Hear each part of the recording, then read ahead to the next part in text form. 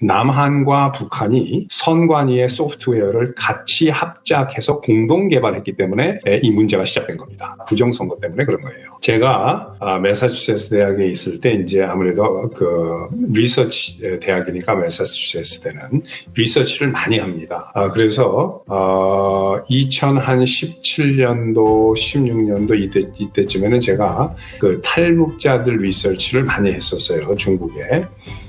그리고 뭐 그 이외에 그 다른 리서치도 했고, 작년에는 제가 이제 다른 일로 강연 때문에 한국에를 10여 년 만에 2번이나 나갔는데 7월하고 그 10월에 나가서 시간이 있을 때마다 계속 한국의 그 부정선거에 관한 리서치를 많이 했습니다. 그래서 리서치를 하다 보니까 이제 데이터하고 인포메이션을 제가 이제 콜렉트한 게 많겠죠. 그래서 얻은 결론이 뭐냐, 한국의 이 부정선거가 도대체 언제부터 어떻게 됐고, 조금 자세하게 말씀을 드리면은 한마디로 이야기해서 이 모든 부정선거의 그 근본 원인은 남한과 북한이 선관위의 소프트웨어를 같이 합작해서 공동 개발했기 때문에 이 문제가 시작된 겁니다. 아마 대한민국 국민들 중에서 지금 선관위 소프트웨어를 남북이 공동 합작으로 개발했다라는 것을 아는 분들이 거의 뭐 많이 없을 겁니다. 자, 2001년도에 김대중 정부 때 남북 합작 정보통신 기술을 개발한다 해가지고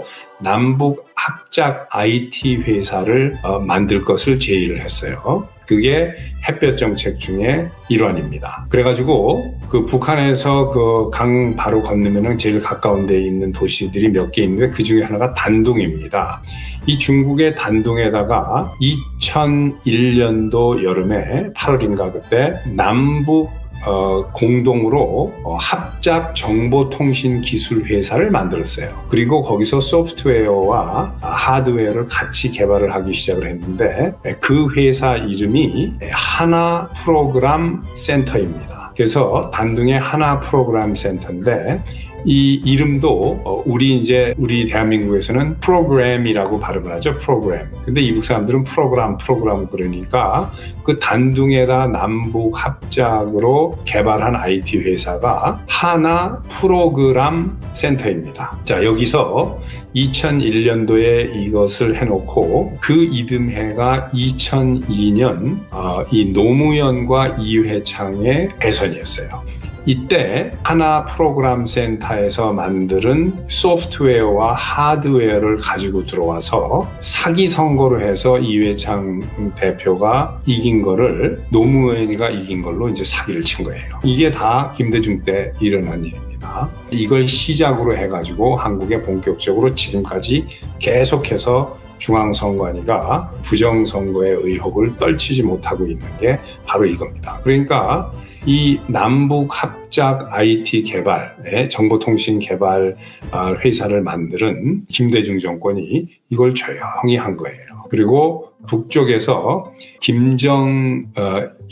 그 당시에 김정일이가 북한에서 최고의 그 전산학자, 최고의 그 이 컴퓨터 쪽에 지식이 있는 최고의 컴퓨터 사이언스의 신동에 가까운 애들을 뽑아가지고 40명을 차출을 평양에서 해서 단둥으로 보낸 거예요. 그리고 남쪽에서는 10명이 갔습니다. 그러니까 북쪽에 40여 명이 최고 애들이 와서 한국에 10명하고 같이 50여 명이서 하나 프로그램 센터라는 것을 만들어서 소프트웨어하고 하드웨어를 같이 개발하면서 그때 거기서 만들어진 소프트웨어하고 하드웨어를 개발하는데 이 하나 프로그램 센터라는 합자 회사하고 계약을 맺은 회사가 있어요. 사업 계약을 맺은 회사가 어디냐면 그게 다산입니다. 다산그룹이 여기서 사업 계약을 맺었어요. 그리고 또 어떤 회사가 맺었느냐면 SK입니다. SK가 그때 북한의 김정일이가 그 모바일 통신, 북한에서는 손전화라고 하는데 이 손전화, 북한말로 이 모바일 통신 회사를 찾고 있는데 SK가 북한의 모바일 통신에 그 참가를 해서 계약을 따내려고 엄청나게 김대중 정권하고 김정일이한테 평양에다가 잘 보이려고 엄청나게 노력을 했고 MOU를 평양에 가서 맺었습니다. 그런데 결국은 뭐 크게 안 되고 나중에 이제 그 이집트 회사, 그 모바일 회사가 이제 북한의 이동통신 사업을 이제 먹게 됐는데, 아무튼 당시에는 SK가 엄청나게 그 계약을 따내려고 노력을 하다가 이 다산이 사업 계획을 하나 프로그램 센터하고 맺은 거 이후에 바로 SK도 이 하나 프로그램 센터하고 계약을 맺었어요. 그래가지고 이 SK가 거기서 전자 투표기가 아니고 전자 개표기를 수입을 해서 한국의 중앙선관위에다가 납품을 했습니다. 그때부터 이 사기 선거가 시작이 된 거예요. 그래서 이회창 노무현 선거 때 SK가 납품한 이 김대중이 돈을 대가지고 단둥에다가 공동 운영한 남북합작 정보통신기술회사 하나 프로그램 센터가 오늘날까지도 지금 남북이 공동 개발한 소프트웨어를 가지고 선관위가 쓰는 이러한 황당한 일을 경험을 하고 있는데, 이게 지금 24년째 이렇게 하고 있는데 이걸 아는 국민이 없다는 겁니다. 별로. 그리고 리서치를 하는 그 학자들이 뭐 저뿐만 아닐 텐데 이런 것을 왜 발표를 안 하는지 모르겠어요. 뭐 후환이 두려워서 안 하는 건지는 모르겠지만 요즘에 이게 문제가 되고 하니까 제가 이 이야기를 여러분들께 공유를 하는 겁니다. 먼저도 말씀을 드렸고, 자, 그래서 24년 동안 됐는데 그 당시에 그 개발한 소프트웨어 이름이 넷툴이에요. 근데 24년을 쭉 지내왔으니까 이름이 몇 번 바뀌고 뭐 한틀이라는 것도 생기고, 그리고 이제 그 다음에 핸디소프트라는 회사가 있었습니다. 그래서 오늘은 제가 그 이야기를 하기 전에 2002년도에 노무현과 이회창이 이제 그 대선에서 붙었을 때, 이때는 이 하나 프로그램 센터에서 온 이 소프트웨어하고 하드웨어를 써서 이제 개표를 했는데, 여러분들 대한민국 선거법은 옛날부터 지금까지 전자 그 투표를 못하게 돼 있어서 한국은 전자투표에서는 전혀 문제가 일어나지 않습니다. 한국에서 조작을 어디에서 하냐면 전자 개표를 하는 데서 조작이 나오는 거예요. 그러니까 투표는 그냥 하는데 이 개표를 전자 개표를 하는 겁니다. 그러면서 셀 때 이때 이제 이 문제가 있는 건데, 이 이회창 대 노무현 그 대선 2002년 대선에 김대중 정권이 나쁜 짓을 한 게 뭐냐면은 대한민국 선거법을 절차적으로도 어긴 거예요. 그러니까 소프트웨어라든가 기계를 사용해서 사기친 것도 있지만 법도 어겼습니다. 왜 그러냐면은 대한민국 선거법은 보궐선거에만 전자 이 개표를 할 수 있도록 돼 있어요. 그러니까 이회창과 노무현 선거는 정식 그 정규 대선이었기 때문에 이건 보궐선거가 아닙니다. 그런데 전자 개표를 한 거예요. 그러니까 이게 문제가 되는 거죠. 그래서 그 당시에 노조위원장부터 그 선관위의 노조들이 들고 일어났죠. 김대중한테 이거는 잘못됐다 했는데, 이 사람들을 주사파 간첩이라고 거짓으로 몰아가지고 김대중 정권이 감옥에다 집어넣어버리고 입을 막아버린 겁니다. 그때부터 계속해가지고 지금 한국에 이런 문제가 사라지질 않고 완전히 그 부정선거가 계속해서 지금 이어지고 있는 거예요. 자, 이 중앙선관위의 소프트웨어를 관리하는 회사가 한국전자투표 주식회사입니다. 지금도